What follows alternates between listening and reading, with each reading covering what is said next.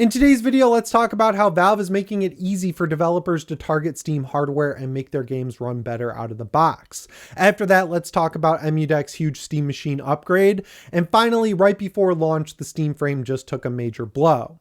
How's it going? As always, my name is Jimmy Champagne. This is Deck Ready, my channel all about Steam hardware. As usual, I hope you're having a great week playing a ton of video games. My wife is out of town, so I played a ton of video games this weekend. I played AC Black Flag Resynced. I played Killing Floor 3's new season, Assassin's Creed 3 on my Steam Deck. I watched the Faces of Death remake. It was pretty good. Went back and watched Final Destination Bloodlines, and the reviews didn't lie. That was also better than I expected. This video is sponsored by FlexiSpot and the Sentinel Pro ergonomic gaming chair. Listen, you guys don't know this because you never see my legs, but I'm pretty tall. I'm like 6'3", so finding a good gaming chair is not the easiest thing in the world. So I was pretty stoked when FlexiSpot offered to send over the Sentinel Pro ergonomic gaming chair because it looked like the chair of my dreams. My favorite feature is the adaptive lumbar support because it's a dual wing setup that moves back and forth with you and hugs your body. It feels crazy. And the back and armrests are precision fit, so whether you're tall like me or a short king, you can dial in the chair perfectly for your body. The 7D armrests have a ton of travel, so just like the adaptive lumbar support, they can move with your body. The chair also leans super far back and has an adjustable footrest, so when you're gaming at your desk, you can do it comfortably. I've always been a fan of FlexiSpot's products here on the channel because they're super high quality, but they won't break the bank. And man, the solid metal base and rolling casters are absolutely phenomenal. These things glide along the rug I have down here effortlessly. I'm a one-man show. I spend long hours at my desk editing because I make over 6 videos a week usually, so having a comfortable chair to do it in just makes the whole experience a lot better. I just got to reiterate how hard it's been for me to find a chair that ticks all my boxes, but man, this one actually managed to do it. So when you're ready to pick up a Sentinel Pro ergonomic gaming chair for yourself, click the link down in the description. But once again, huge shout out to FlexiSpot for sponsoring this video. But with the intro out of the way, let's talk about how Valve is making it easier to target Steam hardware with your games and make them run better out of the box. So I'm pretty sure this is the first time I've ever talked about the Steamworks SDK on this channel, but essentially what it is a back-end tool where developers can collect a bunch of data from people who are playing their games on Steam.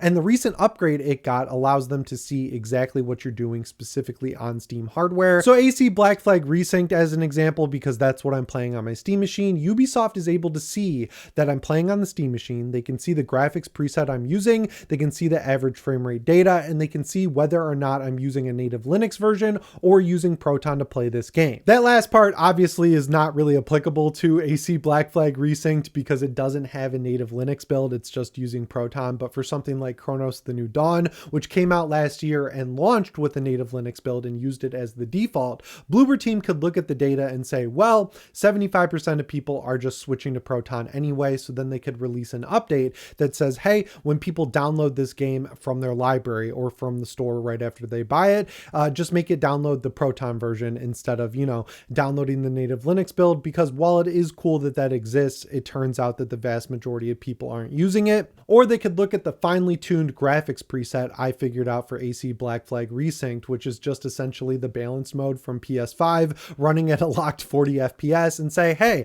that looks and runs pretty damn good. In some areas, like when you're docking the ship or loading in a new chunk of the map in places like Havana, you might see a little bit of slowdown, but like 99% of the time it holds a locked 40 FPS. We could have the game launch with that default graphics preset and then suggest that people lock it to 40 FPS, or have it launch with the in-game FPS limiter set to 40. They could use that data to figure out the best graphics preset instead of it launching at the absolute lowest to match Steam Deck or the absolute highest, because that's what a lot of games do for some reason. The point is, it'll make it easier to just jump into your game and start playing, which is the whole point of a device like the Steam Deck or the Steam Machine, right? It's removing the friction, which I know is an overused word by YouTubers and people on Twitter, but it's very applicable here. All of those little annoying pain points you experience booting up a game for the first time on PC, it can lessen those and make the experience of sitting down to play games a lot more enjoyable. And I think there's a lot of value in that, because like when I sit down to play games after, I'm making 2 videos, making some Instagram reels, making some thumbnails,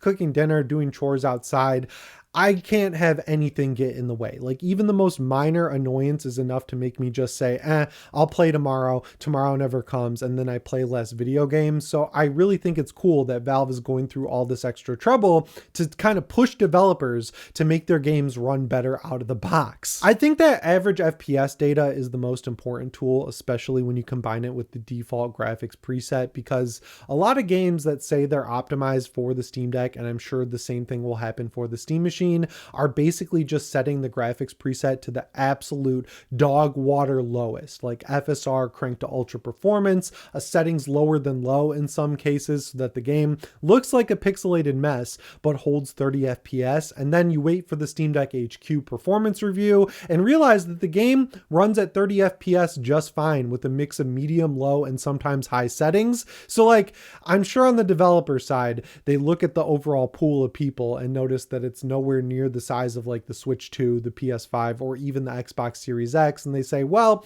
we're pretty sure because we optimized this for console that the game will look and run fine at the lowest preset on Steam Deck or Steam Machine. Just ship that and call it a day. But if you give them these tools to see average FPS data and stuff like that, they can then go back after launch and update the graphics preset accordingly. I mean, all they really have to do is just check Steam Deck HQ's review on launch day or when the embargo lifts and just make their performance preset the actual graphics preset. If they could just take that extra 5 minutes of effort and do that, it would pay such big dividends for them and arguably result in people not only buying and playing their games, but playing them longer, which would be good because we know that the average metric that they're all chasing right now is, of course, how long you play their games, because any time spent not playing their game is spent on another game like Fortnite, for example, or some other game that's made to actually be a full-time job that you clock into after your actual full-time job. And this is definitely going to come in clutch for the Steam frame because it's kind of like a gathering point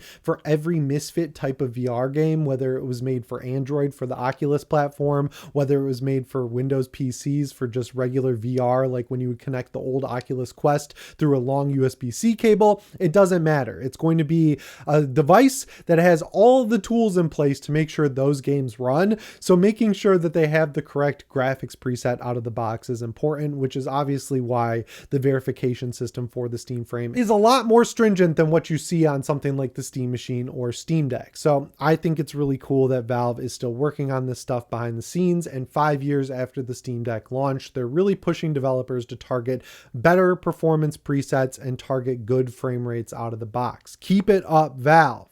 But speaking of dedicated teams keeping up great hard work, let's talk about Emudeck because it just got a big upgrade for the Steam Machine and it's super easy to install. So if you don't know what Emudeck is, it's my preferred way to set up all my emulators because you just go to emudeck.com, you download the installer, you drag it to your desktop, you double click it, you install it, and bam, all your emulators are installed. The folders are made for you to put your ROMs, games, and BIOS in. It's a super easy one-click setup that just absolutely works perfectly because it launched with the Steam Deck 5 years ago, and now it's expanded to Android, it's expanded to Windows. It's getting all over the place and making emulating games a whole lot easier. And even though the Steam Deck has a very similar control scheme set up to something like the Steam Machine, there are differences, like the fact that you're probably playing at a much higher resolution on the Steam Machine than you are on the Steam Deck. So the guys over at Emudeck went in and reformatted all the emulators to set up correctly for the Steam Machine, and they added a little box when you set it up for the first time that's clickable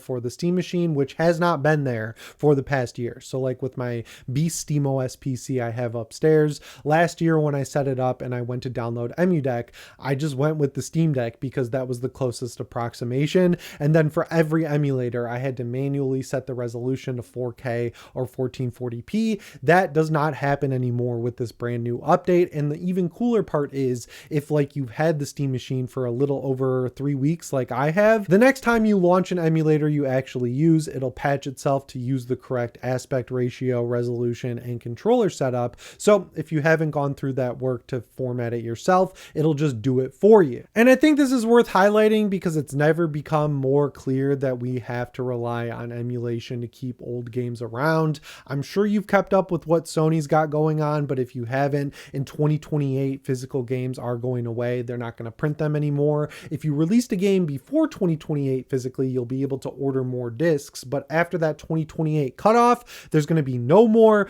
physical new releases from Sony, and it's going all digital. And when it comes to a console like the PS3, they're just throwing their hands up. They're saying, we know you guys want emulated PS3 games on the PS5, but like, even though the PS5 could totally run it and it wouldn't even be that hard to set up because we've had people working on the emulator for years, we're just not going to do that. Like, we know you want it, so we're not going to do it, because our number one goal right now is doing the opposite of what fans want. Whereas on the Steam machine, I can set up RPCS3 just fine via Emudeck. It's like a one-click system. Like I mentioned, I can find the correct graphics preset for something like God of War Ascension or Infamous and Infamous 2, and I can be up and running in less than 10 minutes with 4K graphics and a locked 60 FPS. And that extends to PS4 as well. Stuff like Bloodborne runs absolutely great. God of War 3's PS4 port apparently runs phenomenally. I was watching Deck Wizard's video testing out the performance. I think it was like 4K 120 FPS. And now, because people are so mad at Sony, I mean, the work has accelerated very fast on a PS5 emulator. So we could be playing